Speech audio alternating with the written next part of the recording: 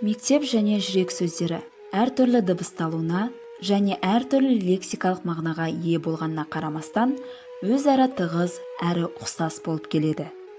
Бұл екі ұғымның нәзік байланысын тек ұстаз мамандығына ие жан ғана сезіне алады.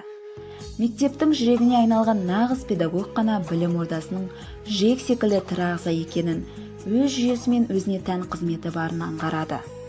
Менің жүрегімнің таңдауы ұстаз мамандығын игеріп, оқушыларды білім нәрімен сусындату болса, алғашқы еңбек жолында бастаған білім ордасы мектепке дейінгі шағын орталығы бар Дінмұхамед Қонаев атындағы орта мектеп жүрегімнен ерекше орын алған мектепке айналды.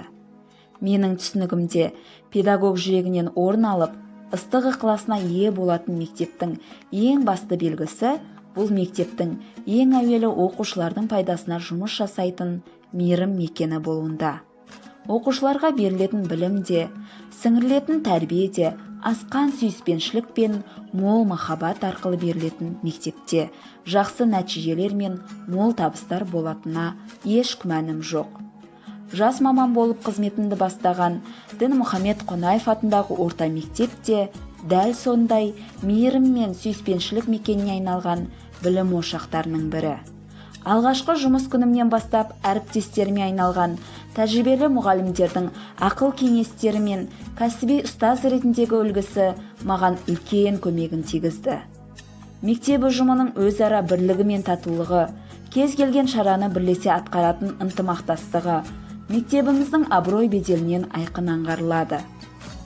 Жүрегімнен ерекше орын алған мықты мектепте, мектеп ұжымының тату ортасында кәсіби білікті әріптестермен бірге жас өрендерге білім беріп жүргеніме қуаныштымын. Пән мұғалімінен бөлек сынып жетекші ретіндегі қабілетімді шыңдап, 29 баланың анасына айналғаным, олардың әрқайсының жетістікке жетуіне бағыт беріп, жеңістеріне шынайы қуана алғаным, бәрі менің жүрегімнің мектебіне айналған, мектепке дейінгі шағын орталығы бар Дінмұхамед Қонаев атындағы орта мектептің арқасы деп білемін. Әрбір ұстазға өз жүрегінен орын алып, қалауына айналған мектепте қызмет ету бұйырсын деген тілекпен сөзімді қорытындылаймын.